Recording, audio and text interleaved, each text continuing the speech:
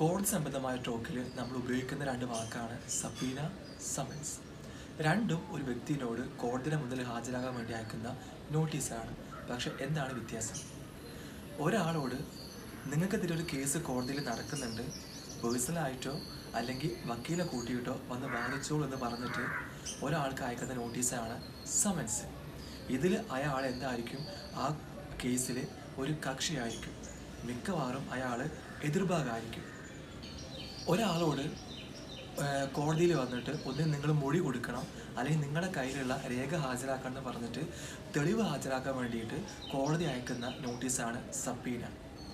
സബീന അയക്കുമ്പോൾ അതിന് മീനിങ് ഇയാൾ ആ കേസിൽ കക്ഷിയല്ല, വാദിയുമല്ല, പ്രതിയുമല്ല, മറിച്ച് ഈ ഒരു കേസിന് സംബന്ധമായിട്ടുള്ള ഏതെങ്കിലും രീതിയിലുള്ള തെളിവോ മൊഴിയോ ഒക്കെ ഇയാളെ കയ്യിൽ നമുക്ക് ആവശ്യമുണ്ട്. അപ്പോൾ അത് കൊടുക്കാൻ വേണ്ടി കോടതി ഇയാളെ വിളിക്കുന്നതാണ് സബീന. ഒരു സമൻസ് അയക്കുമ്പോൾ നിങ്ങൾ പോയി ഹാജരായില്ലെങ്കിൽ അതിൻ്റെ പേരിൽ നിങ്ങൾക്ക് വലിയ ഫൈനോ ഒന്നും കിട്ടില്ല. ചിലപ്പോൾ നിങ്ങൾ കേസ് തോറ്റു പോകും, അല്ലെങ്കിൽ അതെന്തായിരിക്കും, ചിലപ്പോൾ അത് വാറൻ്റായി മാറും, അത്ര ഉണ്ടാവും. പക്ഷേ സബീന വിളിച്ച് നിങ്ങൾ ഹാജരായില്ലെങ്കിൽ അത് കോടതിയെ അലക്ഷ്യ കേസായി മാറും.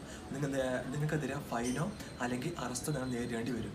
പക്ഷേ ഇന്ത്യൻ കോണ്ടെക്സ്റ്റിൽ നമ്മൾ സബീന എന്നുള്ള വാക്ക് യൂസ് ചെയ്യാറില്ല. മിക്കവാറും നമ്മൾ കൂടുതലും നോട്ടീസ് അല്ലെങ്കിൽ സമൻസ് എന്നുള്ള വാക്ക് മാത്രമേ യൂസ് ചെയ്യാറുള്ളൂ എല്ലാത്തിനും.